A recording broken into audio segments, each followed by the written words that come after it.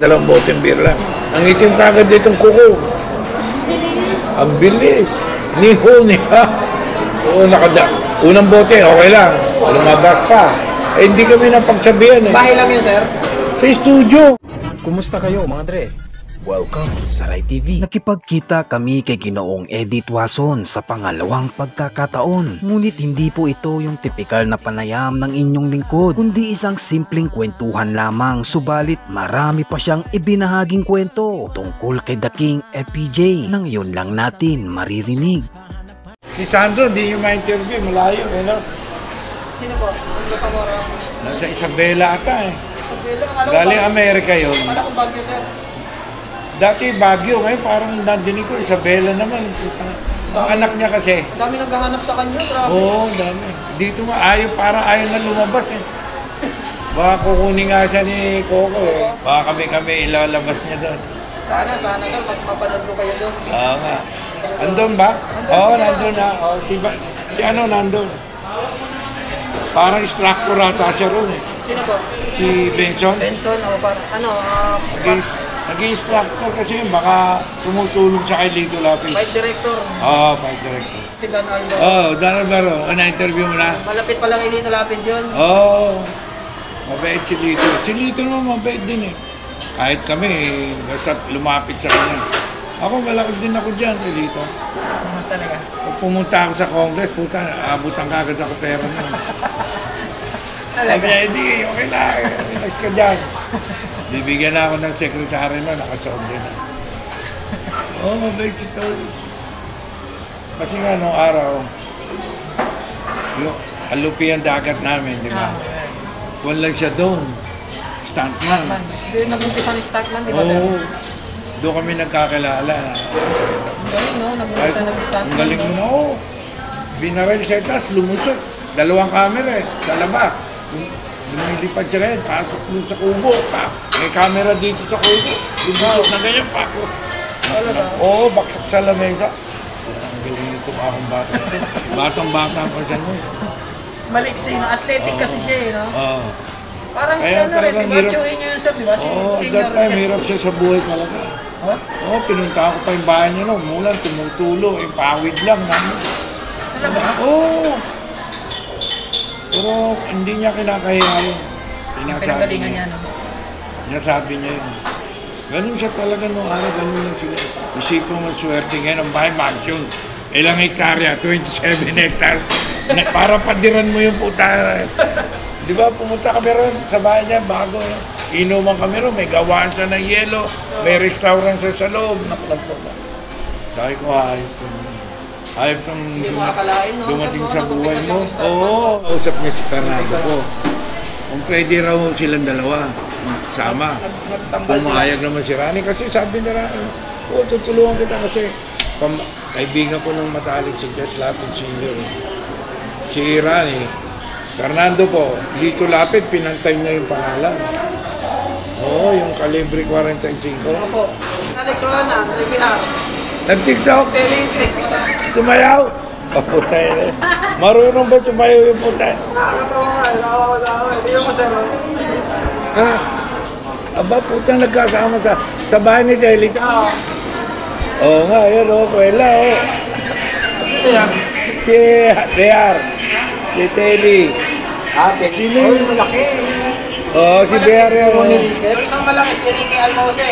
Tsaka si Kunanan. Anan. Maliit, Alex Madrid. Hanapin mo kung nasaan ako dyan. Alupi ang dagat to ha.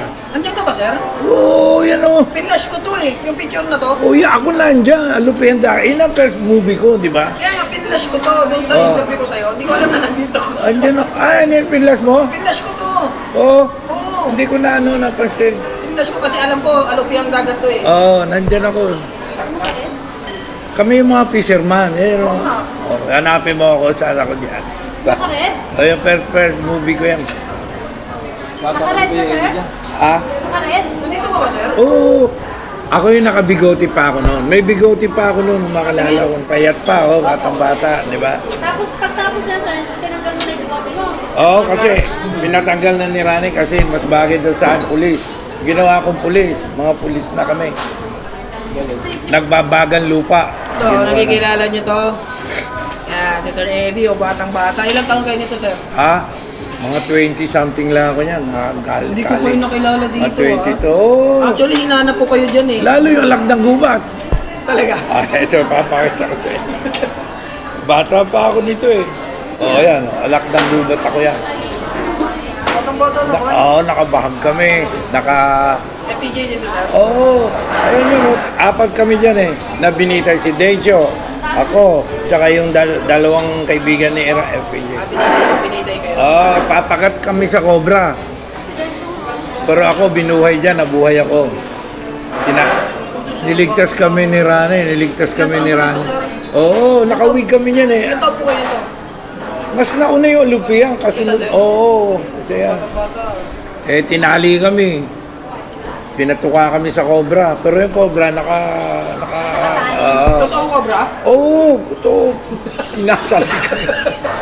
Siyempre, gaganon din yan. Kahit Oo, kahit nakatigom. Nak ng puta.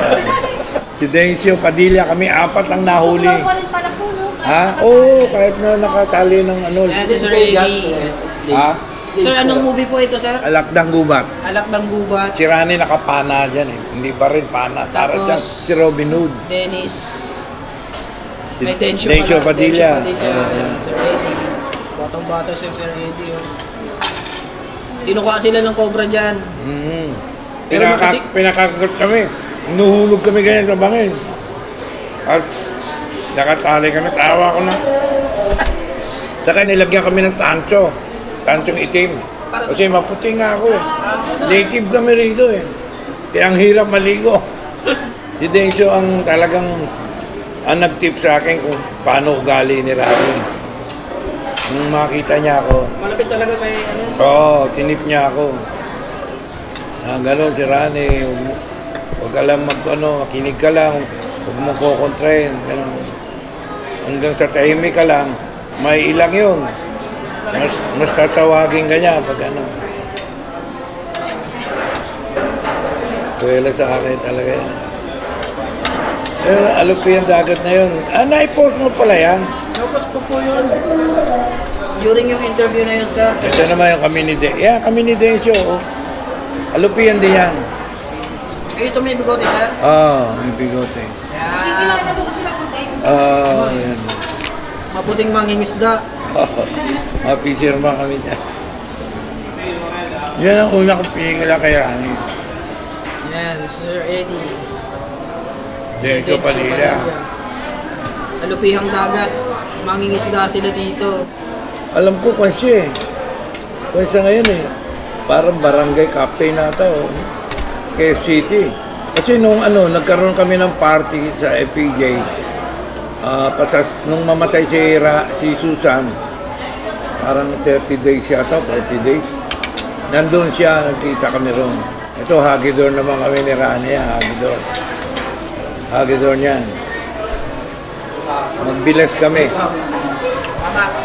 Hagidor, magbilas kami. Kaya ba yun sila, sila Sandro, di ba? Magkakapatid sila ni Sandro. Kapatid sila. Ito naman kay Roy, yung ginawa na yung Boy Indian. Si Roy Benson, ng bida. Hindi ko pa napapanood, sir. Boy Indian. Ganda yan. Ang lakas na. Ito isa pinakamalakas na pelikula ni Roy Benson. Gusto ko panoorin yan, Boy Indian. Ang ganda na istorya niyan. Ba sa YouTube? True to life yan. Meron yan. May naglabas na, sir, bago lang. True to life yan. Oo. Maganda labas ko dyan. Kami magkaibigan ni Roy dyan. Lahat ng pelikula ni Roy kasama ako. Palayo sa Pampanga, sir, no? Oo. Mana niya sa magulang niya. Ang galing mo. Kawawa nga yung ibang mga bold star eh. Kaya maraming naghahanap sa Naghanap din, no? Kaso nag-iba rin mga itsura eh. Sumalang. Hindi ako masyadong familiar sa kanila. Oo nga. Wala ka pa no? Action movies pinapanood ko. Nung lumabas yung mga bold star na 80s na. Kaya lumaylo kami ni Rani na pelikula. Kasi nga, hindi kami pwedeng sumabay. Talaga ang lakas. Alam mo? Oo, pinipilahan. Tipin mo, nakahubad nga naman. Nung araw, buti na bawal yun. Panad mo talaga, ubad ang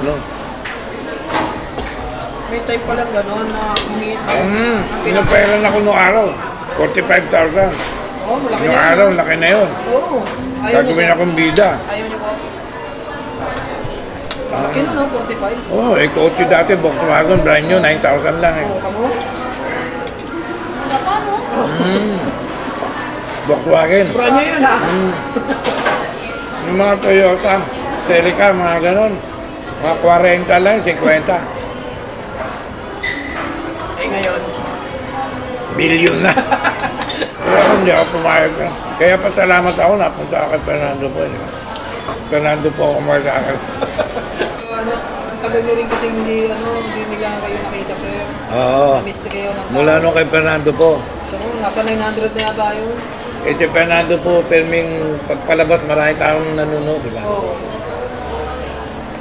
Siguro, na tinatanong din ako. Oo naman, sir.